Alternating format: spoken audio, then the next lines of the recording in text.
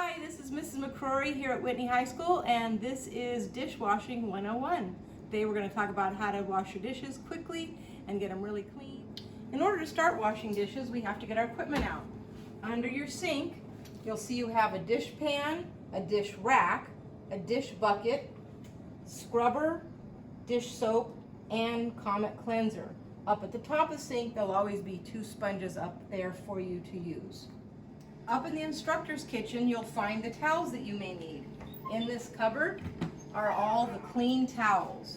When we're done washing dishes, then the towels go in another place, but this is where you find the clean towels. After we get the equipment out from under the sink, we need to put it in the right place. The dish bucket is going to get filled with soapy water and then goes on the left-hand side. The drain rack goes on the right-hand side. The drain rack needs to drain into the sink so you don't have a mess to clean up later. When we're washing dishes, our dish bucket is just basically for soaking our dishes. So we only need a tiny bit of soap, maybe a tablespoon's worth, but you don't need to measure it out exactly. Then we're going to fill up our dish bucket halfway with hot soapy water. After it's full, we're going to set it back up here on the left where it goes. So our sinks here at Whitney do not have garbage disposals. Anytime we have leftover food, that needs to be scraped into the trash. And if we have like oil from a pan, oil always goes in the trash. You don't want to put oil down your sink or grease or bacon grease, anything like that, because it can ruin the pipes and then you're stuck with a big plumber bill. So don't put grease down your sinks. One way to make cooking seem easier is to clean as you go. So after we get done preparing something, we're going to put the dishes into the dish bucket. As you can see, I have a lot of dishes in here already. However, when I put the knife into the dish bucket, now you can't see it's there, and someone else could come along and accidentally grab that knife and get cut. So something sharp like a knife is always going to get put in the sink, and we'll know to wash it then. So our dishes have been soaking, and now we need to wash them. We're going to take our sponge, get it a little wet, and because there's not much soap in the soap bucket, it's for soaking, we need to put a little extra soap on our sponge and really squeeze it and really get some bubbles going, because these bubbles are going to help kill any dirt and bacteria that may be on our dishes. A soapy sponge is also important to help cut grease when we're washing dishes. So how do I wash dishes? Well, every dish has to be washed inside, the outside, and the bottom, and the handle. If your hand feels something, your hand is a tool in the kitchen. If you feel something that still feels greasy or something that's bumpy, then you know you've got to rub it some more. Maybe you might need to use the back of the sponge and really scrub for a second. And then we set it in the sink.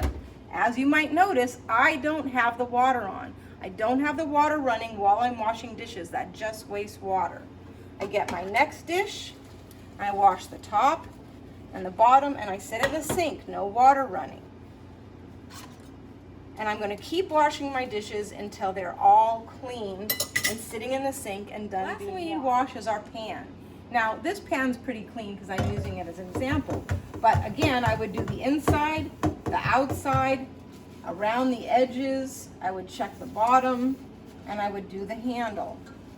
If there was something in here that was stuck on, if I felt something with my hand or I could actually see it, then I would want to go under my sink,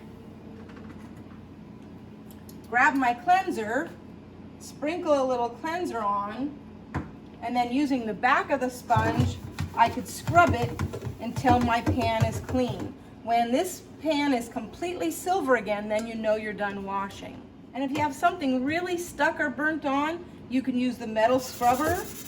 That's going to help get anything off that was stuck there still. Now our dishes are all washed, it's time to rinse them. Now we turn on the water. Again, hot soapy water is going to kill bacteria and rinse away any grease that's there. So we're going to rinse all of our dishes, and we're going to put them into the drain rack. I can feel with my hands that this is clean. You can hear that it's clean. And if you looked at this and it was cloudy, that would mean that it was greasy and it needed to be washed again. We're going to put dishes in the drain rack. They go upside down so they can drain out. Now here at school, it's not the dishwasher's job to dry the dishes. Someone else is going to come along and do that. But at home, you might want to let these sit in the drain rack for a couple minutes and drip, and then you could come back and dry them before you put them away.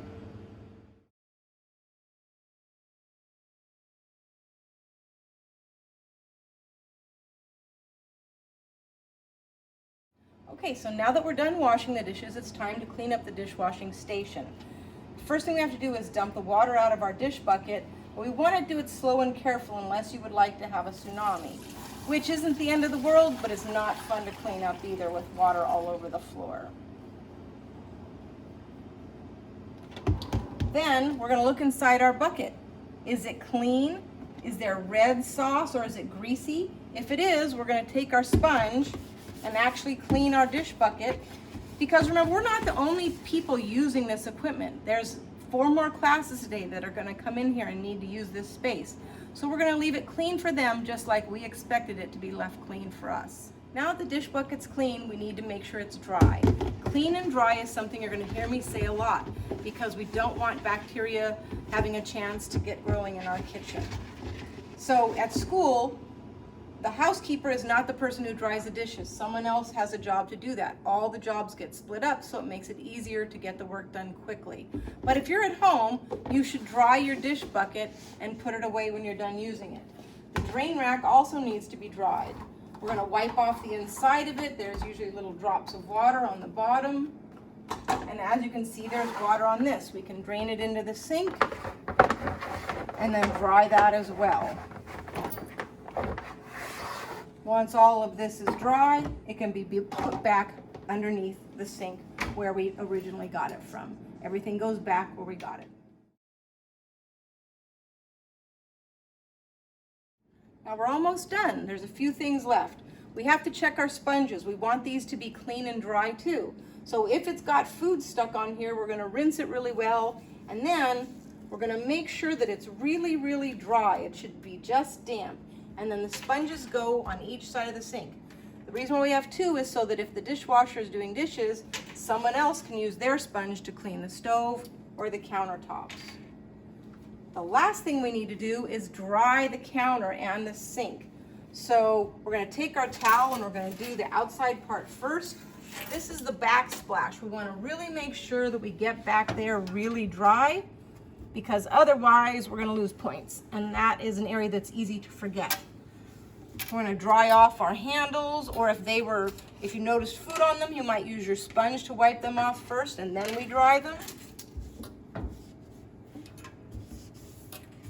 And then the last thing we have to do is we've got to dry our sink. The last thing we need to check is our sink.